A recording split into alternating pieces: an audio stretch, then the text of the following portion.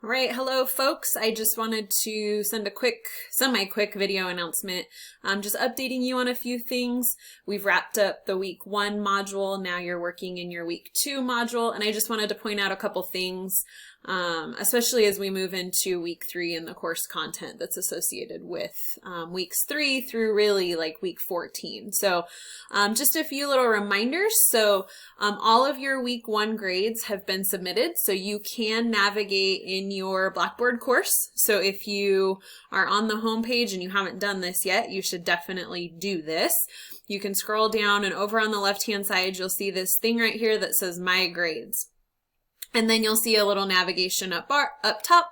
You can either view all of your grades, which is totally fine, or you can click on like graded, things that are upcoming, things that have been submitted but maybe haven't been graded yet. So I would encourage you to go take a look at that. Your Meet Your Classmates and your syllabus quiz have both been graded, and you'll see a little like call out box over here with some feedback. So if for whatever reason you didn't get full credit and you're like, why didn't I get a full 20 out of 20?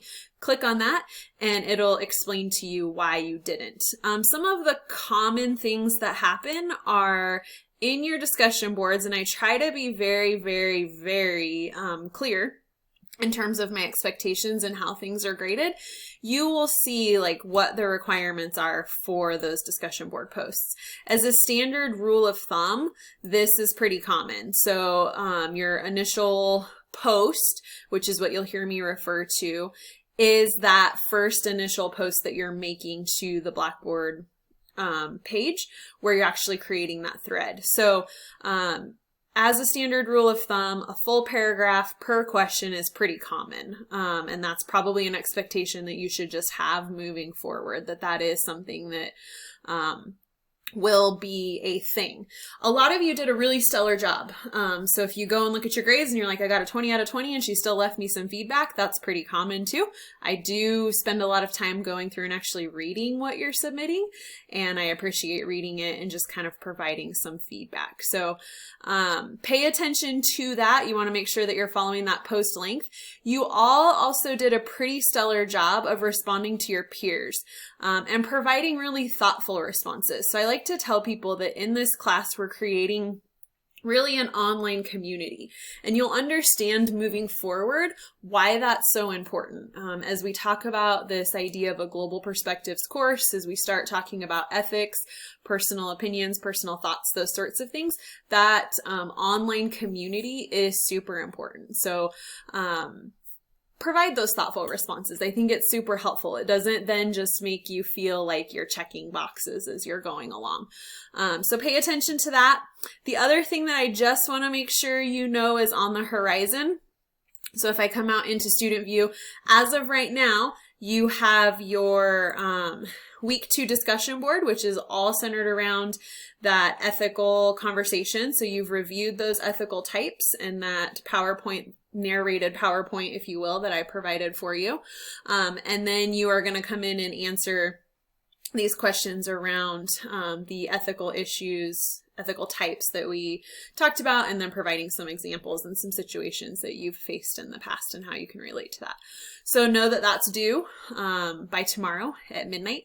And then the other thing that I just want to make sure is still on the horizon for you is your current events. So you want to make sure that you come out and complete that week 1 to current event discussion board. That is also due tomorrow night. So you just want to make sure those only happen, we do 1 a week because I didn't want to inundate you with a bunch of current events, but just remember those are due on Saturdays, so don't forget about those. Real quick, in your week 2 module, there is a quiz. You just want to make sure that you submit that. That is a manual grade quiz. So sometimes people are like, oh my gosh, it didn't record my answers for that first question. It probably did, and I just need to go in and manually grade that. So I'm caught up on those as of today, but if you haven't submitted it yet, just know that that is a manual grade quiz, and I will get to those as soon as we near the deadline or after the deadline. I'll get those grades submitted.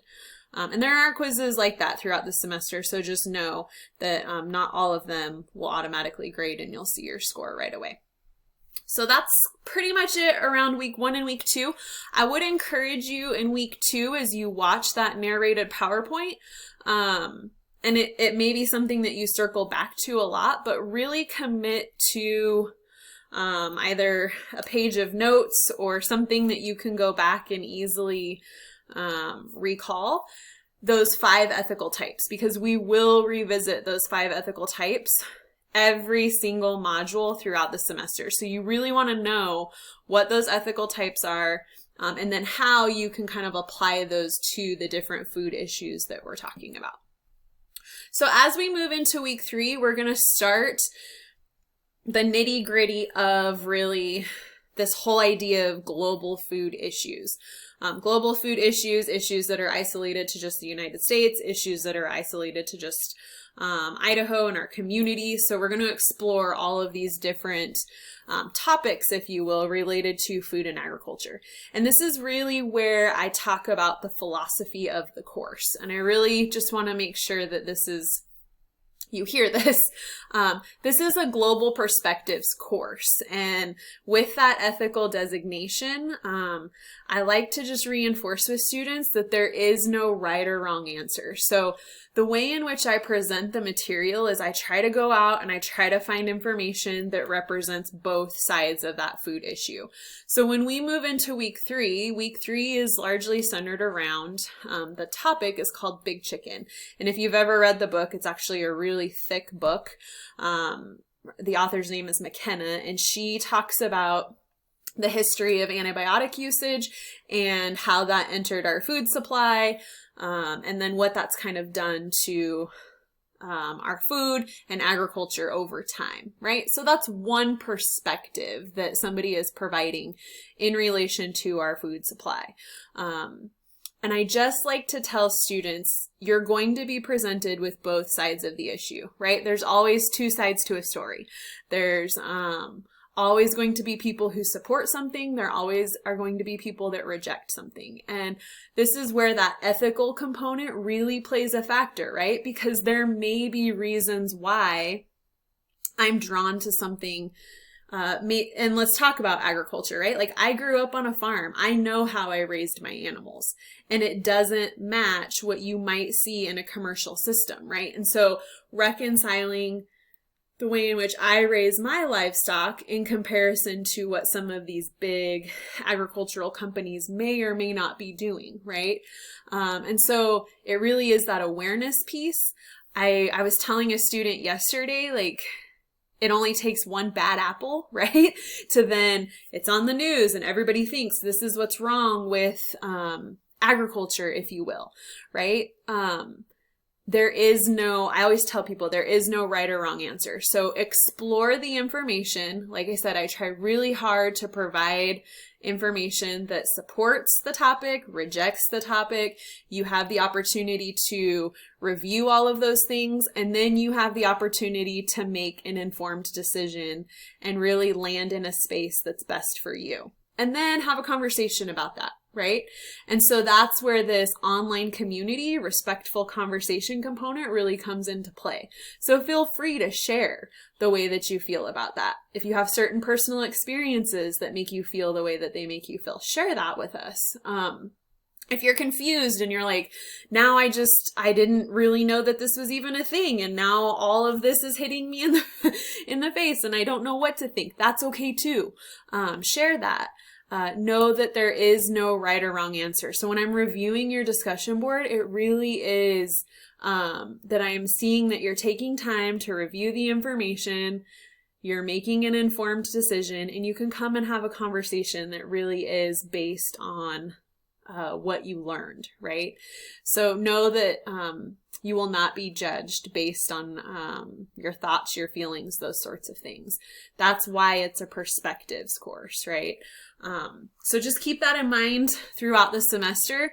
That's something that we will explore a lot of, and that ethical component will always play a factor. And as many of you mentioned in your week 1 discussion board, ethics plays a huge role in everything and quite honestly, everything we do, right? But even our food choices, right? And why we make the choices that we do at the grocery store, when we're raising animals, or when we're growing crops and those sorts of things.